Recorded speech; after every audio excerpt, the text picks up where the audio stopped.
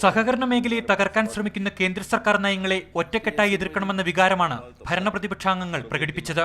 കേന്ദ്ര സർക്കാരിനെതിരെയുള്ള നിലപാടുകളിൽ പ്രതിപക്ഷത്തിന്റെ പൂർണ്ണ പിന്തുണ ഉമ്മൻചാണ്ടി വാഗ്ദാനം ചെയ്തു.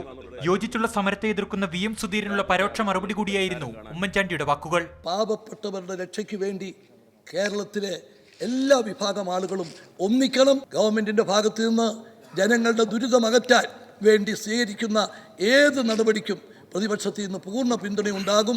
സഹകരണ മേഖലയെ തകർക്കാൻ കേന്ദ്ര സർക്കാരിന് കൂട്ടുനിൽക്കുന്ന കുമ്മനത്തെയും കൂട്ടരെയും ചവിട്ടി പുറത്താക്കണമെന്നായിരുന്നു VS അച്യുതാനന്ദന്റെ പ്രതികരണം. അത് കേരളത്തിന്റെ ചോരയും പ്രാണനുമാണ്.